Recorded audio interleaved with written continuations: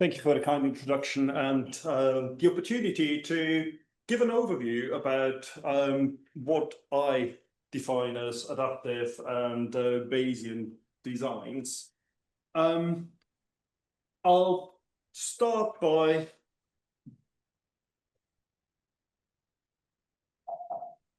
no, not the first slide.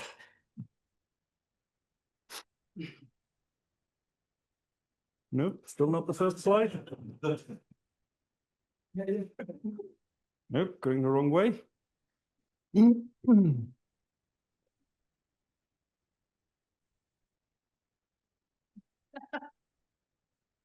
That looks better. Thank you. So what I'll try to do is, first of all, define what I mean by an adaptive design, and then very high level talk through. Okay, maybe I'm going to start in the middle of mine. It's an adaptive talk. Yeah, definitely is adaptive. Gives all the puns away already. That's my problem there, though. So it seems to be circulating automatically. I'll try without while we sort out. So what do we mean by an adaptive design? By an adaptive design, we're thinking about a study where obviously we think about what the design should be, but within that study, we plan for opportunities to make adjustments to the design. And we're going to make these adjustments not ad hoc. That's a very, very key thing to remember. We're not just changing the design at will, but a priori, before we start collecting any data, we think about what kind of adaptations we may want to take. So it's based on design, and we're going to let the data decide whether or not we're going to take this opportunity, we're going to make that change to the design. And my colleague Philip Pullman has, no, still not, has very nicely described it recently by saying, it's like planning a fork in the road. So we're going to design the study so that there is a fork in the road, and the data are going to tell us which way we are going to go. And the challenge, the hard part about this, obviously we can always plan for changes, is to do this without undermining a study's integrity and validity. Basically, we need to do this carefully in order to avoid having a study that doesn't answer the questions that we are trying to answer in the first place. Okay, so let's go back a step and think about what is a non-adaptive design. So in a non-adaptive design, we would typically start by planning the study, and one of the key things that we end up doing is determining the decision rules. When is the trial having shown that the treatment intervention is superior or non-inferior or equivalent or whatever it is, and we're going to fix the sample size. Then we're going to start recruitment, recruit, observe, recruit, observe, recruit, observe, until we have observed sufficiently many observations. Then everybody is going to hold their breath, is going to look at the data, and hopefully see what they were hoping to show in that study. No? Definitely need for adaptation here today. In an adaptive design, obviously, we still plan the study. And in reality, I probably should have made that part, planning the study, a little bit longer, because it probably does take a little bit more time. Then we fix the design rather than fixing a sample size, because one of the things that might change as a consequence of the adaptations is sample size. And then we're going to start recruit, observe, and then at an earlier time point called an interim analysis, we're going to look at the data, and at that point in time, we can make possible adaptations to the design. Again, not at will, but things that we have pre-specified that we might want to alter. So we might want to decide whether or not to stop the study, either because things are hopeless, doesn't look like the treatment is going to show what it's supposed to show, or because we got a brilliant treatment and we don't need the extra information to claim that. We could make changes to doses or regimens, population, drop and add treatments, and so on and so forth. So there's many, many different kinds of adaptations that we could consider. But most of them will help answer the question that we set out to answer in a better way. No? So at the end of the day, by doing this, what we are going to hope, or what the benefits are going to be, is better decisions, more precise decisions, and or occasionally it will give me faster decisions. It will give me the answers that I'm looking for in a shorter amount of time. Clearly, there is no free lunch. There is complexity, there are challenges. One of the big challenges is how to operationalize this. How do I look at the data without giving away too much information, introducing biases in my decision making? How am I going to make sure that my false positive risks, my risk of making the right or wrong decision at the end of the day, isn't altered by me looking at the data as I go along? So risk of decision, wrong decisions, and risk of bias are things that we need to look out carefully for. The good news for everybody that hasn't done an adaptive design before, for many, many, many different types of adaptations, we know exactly how to deal with these challenges. So while they are challenges that we can overcome, and we know how to overcome them. So let me start off with the first type of adaptation, the first type of adaptive design, called sample size re-estimation, sample size reassessment, same idea. The rationale for using that kind of design is that when we plan a study, there are some aspects that we're going to have to make assumptions about. For example, how much variability is there in our outcome that we are interested in? And the idea of sample size re-estimation is to use the data from within the study to understand whether that initial assumption was appropriate or whether we should update that assumption and as a consequence also change what the total sample size of the study should be. And this is so that we can avoid underpowered studies because we've planned for simply too few observations. So the way this goes is we're going to collect our first bunch of observations in the first stage of the study. Then we're going to look at the data. At this point, we use those data to estimate whatever we were uncertain about. As I said, in many situations, this is going to be around uncertainty for the outcome measure.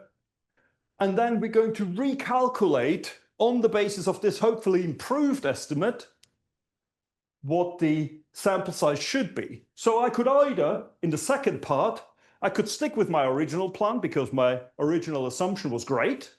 And so I'm going to go here in my schematic with just 12 more observations, or I might have to increase or possibly also decrease the sample size based on that. And again, the rationale for this is to make sure that we don't do a study that isn't equipped to answer the question that we are asking because we have an underpowered study. One example, can you go to the next slide for me? Yes, is where this has been used is the Develop UK study. So the question there was lung transplantation.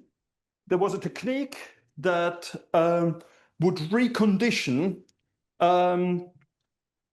organs that were otherwise deemed unsuitable for transplantation, recondition them, and the hope was that these reconditioned lungs would be as good as, or possibly better than, the lungs that were transplanted anyway in the first instance. The primary endpoint for this study was 12-month survival, but the main problem was there was a lot of uncertainty about the design parameters, because at the time of planning the study, there had only been 50 transplantations in total worldwide that used these reconditioning technique. And so we had very, very limited information about how variable, how good these reconditioned lungs are going to be. And so in order to overcome this, we used a sample size re-estimation after 2/3 of the planned study population, which meant that we had about 250 lungs by the time we re-estimated the sample size, 5 times as many lungs to estimate the parameters that we were uncertain about, and hence could provide a much, much better idea about what the sample size needed to be in the study.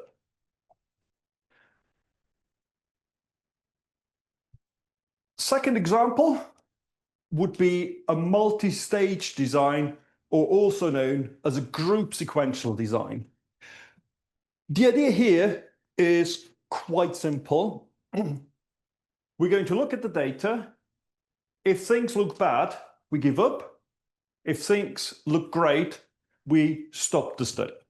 And so the way that this goes is we start by collecting N1 observations, first batch of information, calculate our test statistic, whatever it is we use to compare our treatments to each other. And if that test statistic happens to be in the red region, conclusion is, let's give up. Evidence so far suggests that there is a very, very limited chance that a treatment will ever show benefit, given what we know so far. So no point in wasting any more resources exposing more patients to a treatment that doesn't do anything. The opposite could also be true. We could be in the green region, at which point we would conclude, oh, we got all the evidence we need already to conclude that treatment is superior to our control. So we can pop out your champagne and celebrate. No need in recruiting any further patients. We can go on and do whatever the next step in our development is. Go for licensing, do a phase 3 study, whatever it might be. Obviously, there's a chance that will happen to end up somewhere in between the white space, where the conclusion is, don't know, need more data. And so if I'm in that space, I'm going to collect more data. And after I have a total of N2 observations, I'm going to look again, and I'm going to compare the test statistic once again against these stopping boundaries. So here is a little toy example. Our X here indicates what the sample size, what the test statistic was, fell into the white space, hence our conclusion was need more data. So we continue recruiting, calculate the next test statistic. Once again, we are within the continuation region, but at the third look, third time of asking, we have shown that our experimental treatment is actually superior to control. No need to go up to the final total sample size in this case. Here's an example in renal cancer, and when I was looking at the slides this morning, I realized it's a bit of an old example. I think it was published in '91, but I decided I'll leave it in there anyway, because how often do you have the opportunity in June to put a Christmas tree on the slides? So what this is doing is it's comparing alpha interferon as the experimental treatment against control. I'm not even going to try to pronounce what it was called. Survival time from randomization to death was the primary outcome. Prognosis in that particular patient population was very poor. 80% of patients died within 2 years on standard of care, and we anticipated a notable reduction of 12% on alpha interferon.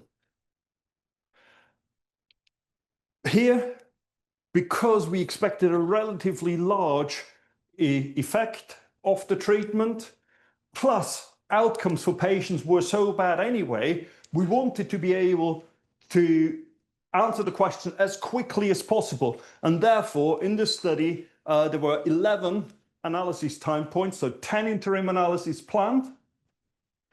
And you could see that after the first 4, with the 5th look, we crossed the stopping boundary and were able to show that the alpha interferon was superior to control. And you can see we arrived at that conclusion with only about half the patients that we would have needed had we gone all the way to the end of the study. So it allowed us to get a much, much quicker answer to the question at hand.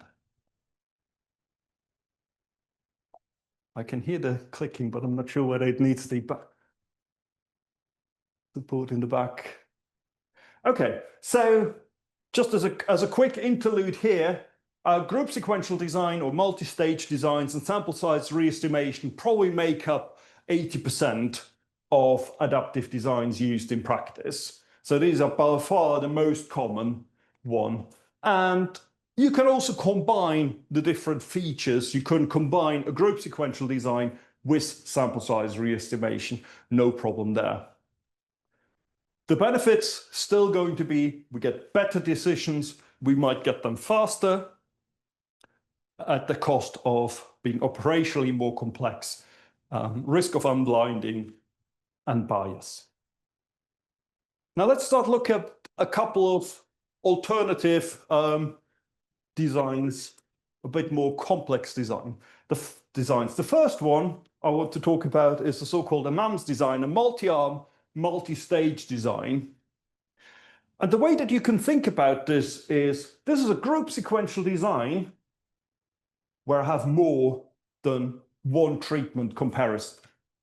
So here in my schematic, I'm comparing 3 different experimental treatments or different doses of the same treatment or combinations of treatments against a common control group. Hence, I have my 3 test statistics.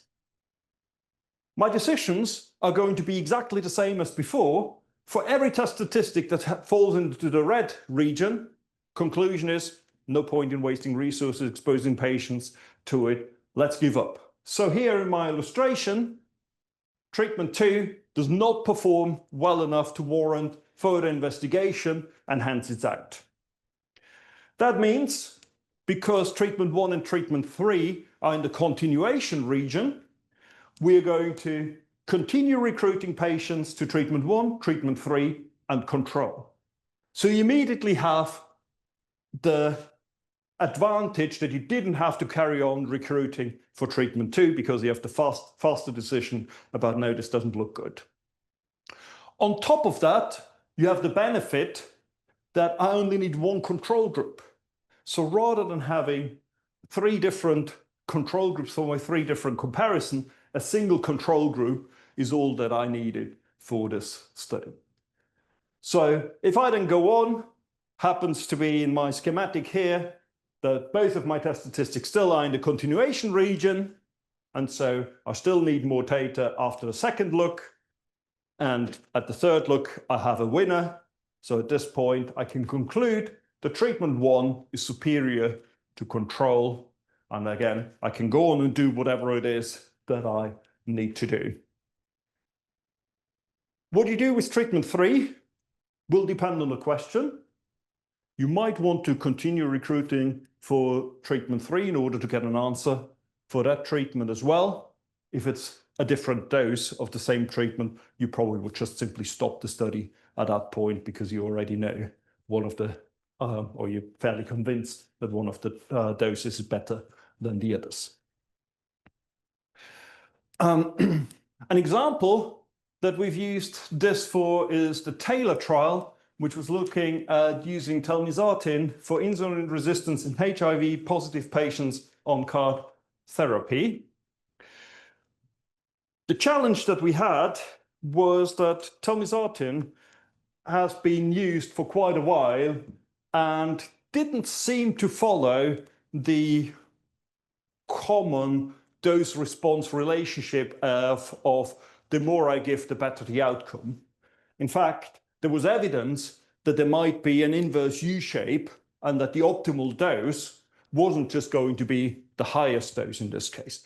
And so under this uncertainty, we went into the study using 3 different doses, had 1 interim analysis at which we made the decision which ones of the arms are worth going forward. So there were treatments that were dropped because they weren't, or doses that were dropped that weren't promising enough to warrant further investigation.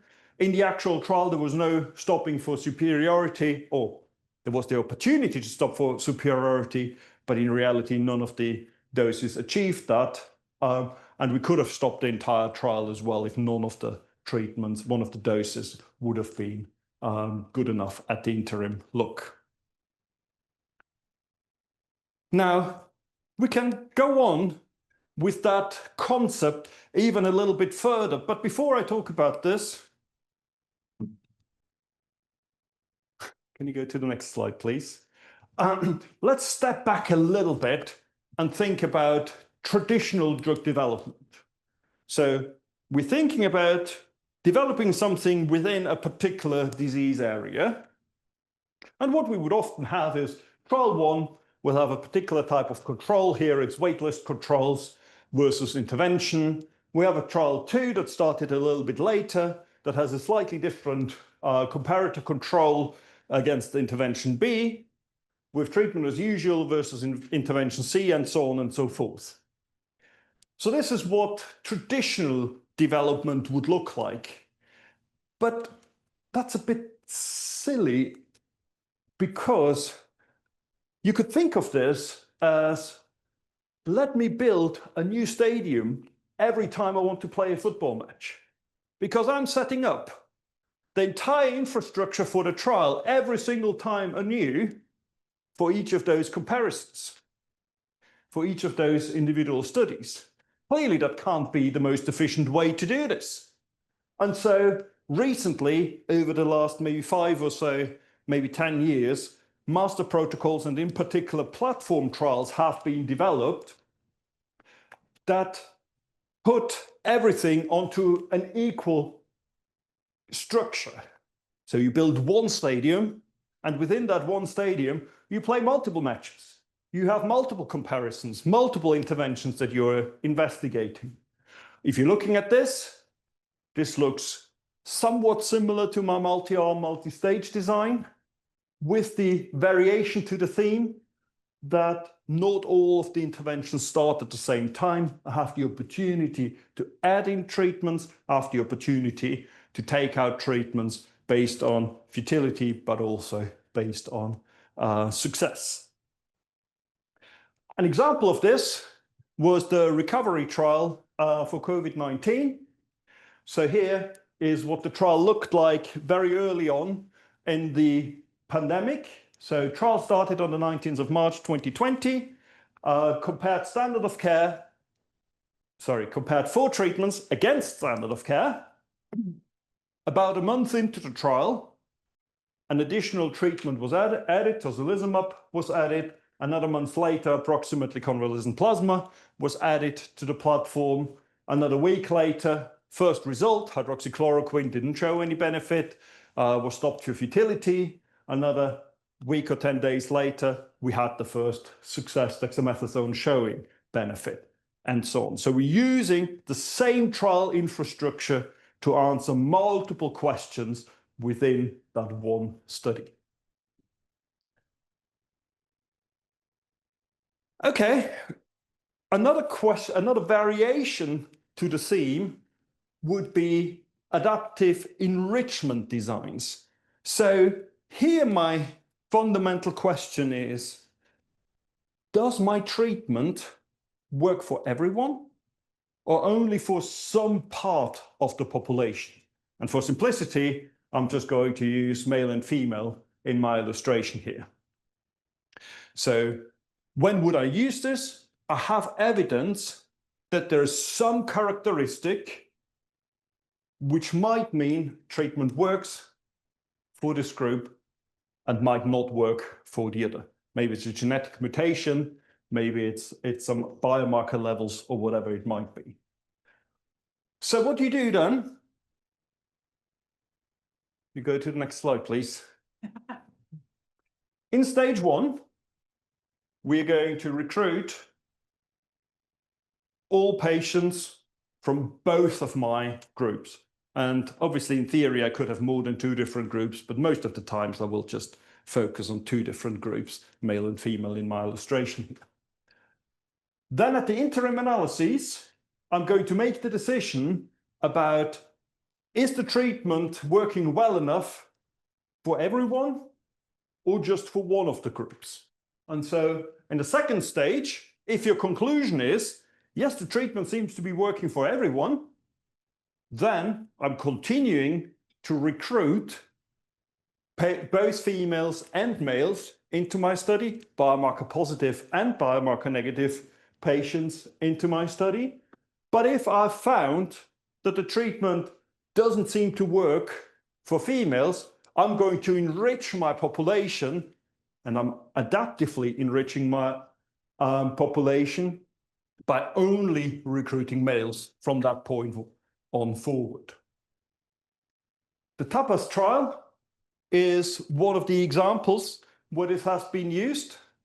We have a particularly aggressive type of soft tissue sarcoma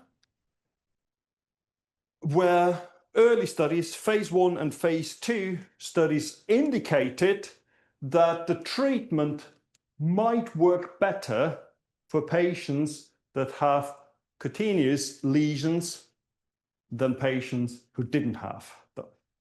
And so at the onset, the plan was we're going to recruit both groups of patients. We look at the data to decide whether or not we should just focus on the patients with cutaneous lesions or continue with everyone, and adaptively decide on the basis of these results. If I remember correctly, in this case, conclusion was treatment seems to be beneficial in both groups, and so they continued with recruiting everybody in this case. Okay, so that's my very, very quick high-level overview of adaptive designs. But Pavel also tasked me to talk about Bayesian design, so I'm going to chip in a little bit Bayesian towards the end. Probably worth mentioning that even here you can do mix and match. You can do Bayesian group sequential, you can do Bayesian adaptive enrichment, and so on and so forth. So those 2 things are not mutually exclusive to each other. But what is a Bayesian design? Bayesian design basically takes prior information, prior opinion, collects the data within your study, combines the 2 to end up with a posterior opinion, a posterior level of information, a posterior distribution. Next slide, please. Has anybody already found a pattern how often I need to click before it stops working again? Bayesian trials are extremely simple, as I'm sure Say and Richard will tell us afterwards, because all you need to do is come up with a prior distribution, collect your data, update your prior distribution with the data, and then make a conclusion based on the full distribution of the effect that you're interested in. Right? Sounds simple enough. Let's look at an example. No, not quite. Advantages. I can use all the information there is for decision making. So I can use other study data, related study data, historical information, and so on to make my decision at the end of the day, because I can encapsulate that information within the prior distribution. It's quite easy to talk about results from a Bayesian trial, because I can tell you that there is a 50% probability that the treatment is better in group A than in group B, for example, rather than having this weird frequentist, imagine we would have done this indefinitely many times kind of thing. So it's very easy to talk about them. Again, no free lunch. Sample size calculations are often much more involved and will often be simulation based. Most concerning for some people, whatever prior input you have, it will always be present at the end. And so one of the things one will always have to make sure is that my data can possibly overrule the prior information that I have put in the first place. Okay, let's look at an example. JLS, juvenile localized sclerodoma, is a chronic inflammation in the skin, has an incidence of 3.4 per 10,000 children. Methotrexate is the standard first-line treatment, but has very poor tolerability. I think it's something like 80% of patients go off it within a year or something like that. Alternative treatment, MMF, mycophenolate, is a second-line treatment where there's basically no good evidence around efficacy at this point. So at that point, clearly we have an open question. We have a treatment that we think helps, but we don't have any evidence. So what we would like to do is, of course, do a randomized trial comparing both treatments. Well, there's about 43 new patients per year in the UK. And a frequentist non-inferiority trial would have required 320 patients. So it would have taken about 15 years to recruit to that study. Clearly, that's not going to happen, right?